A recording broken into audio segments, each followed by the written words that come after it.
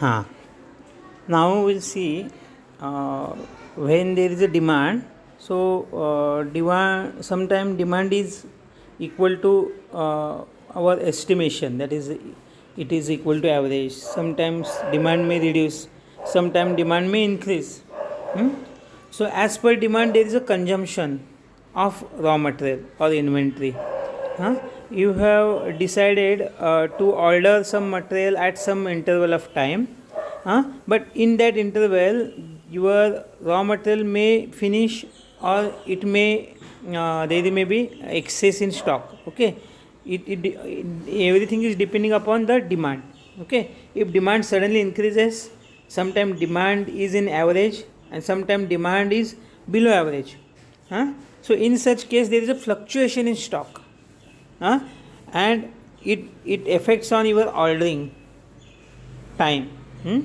So uh, what you have to think. Okay, in such case, so ordering cycles, so you have to change ordering cycle. If you want to change in ordering cycle, then again adjustment is required. So ordering cycle service level is the probability that demand during lead time won't exceed on hand delivery. Okay, many time it is you cannot change. So sometimes there is a risk of stock out.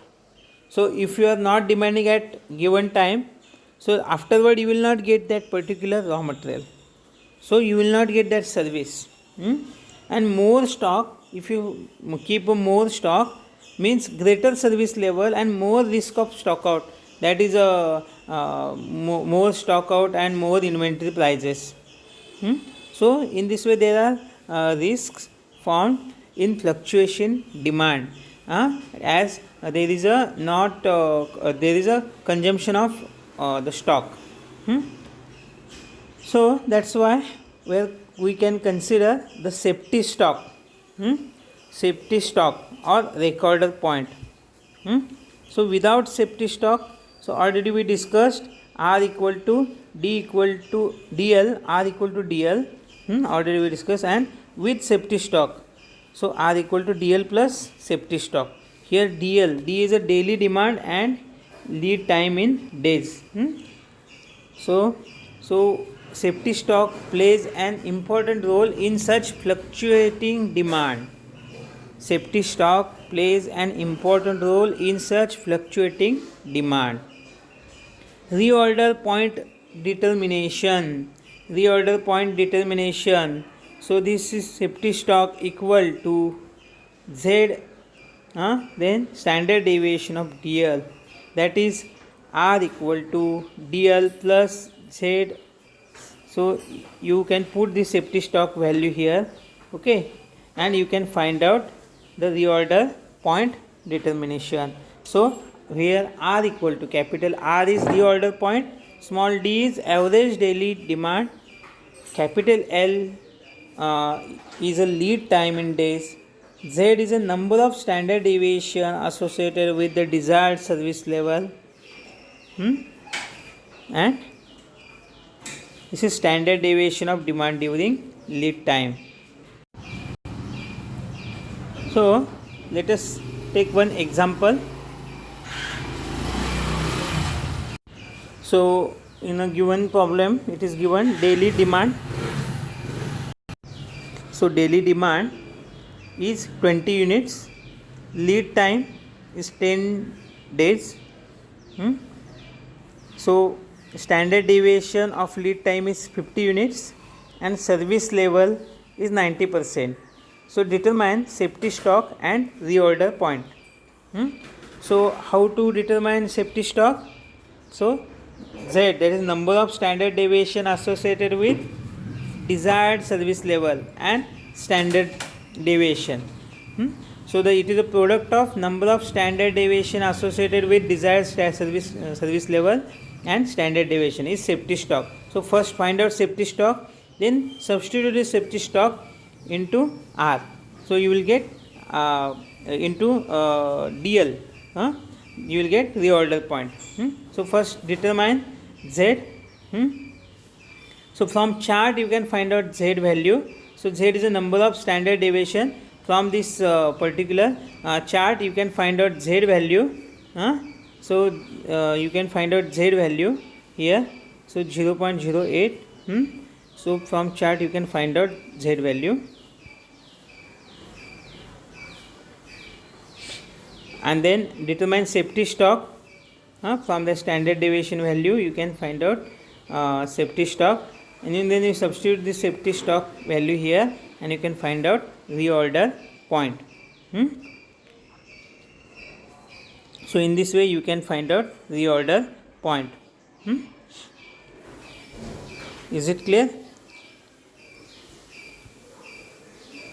So this table gives the area under standard normal curve of 0 to Z as shown by shaded portion of the figure. Okay, here it gives this here, it actually it is shading but you cannot see here.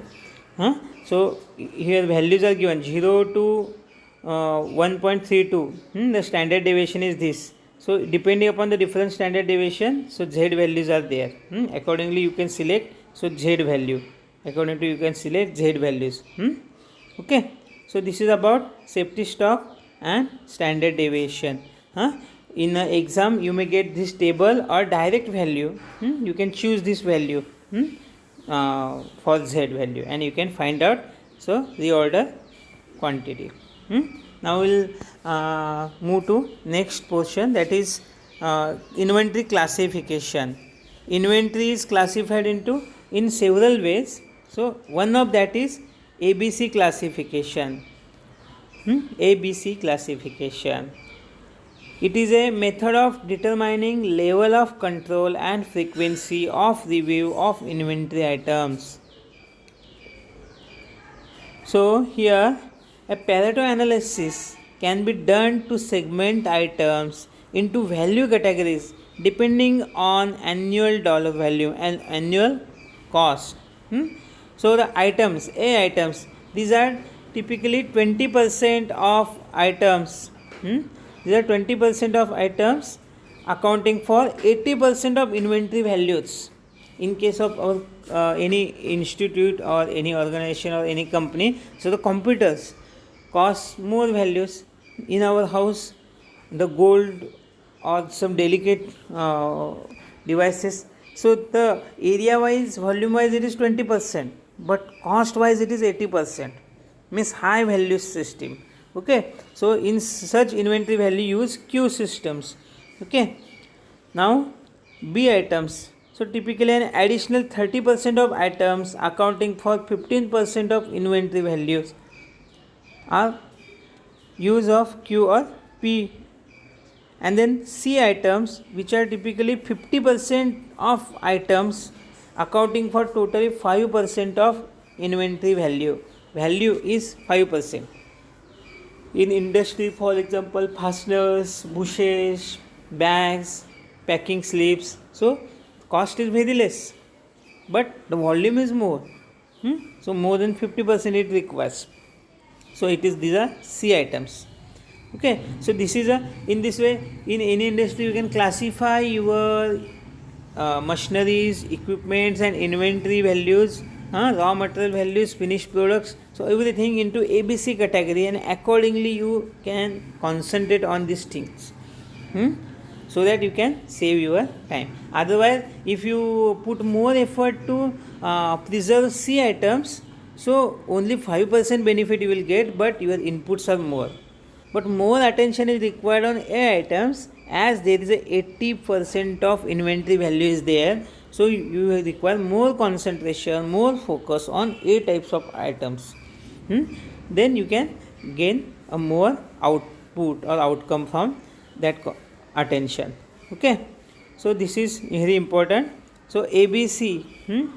So the table below shows to an ABC analysis the information that is required to do the analysis: the item, unit value and annual usage.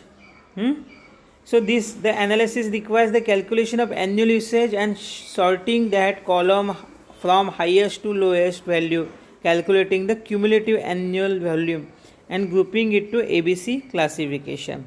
Okay, in this way you can classify accordingly. If annual usage is more, okay, annual usage is more, the percentage of total, and then you can give it as A, and accordingly B, and accordingly C, you can classify the material depending upon its cost and its usage.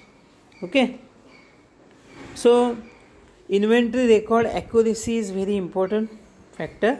So inaccurate inventory record can cause lost sales, disrupted operations, poor consumer services, lower productivity, planning errors, and expediting. So these are causes. So this is the effect of inaccurate inventory. So there are two methods are available for checking record accuracy.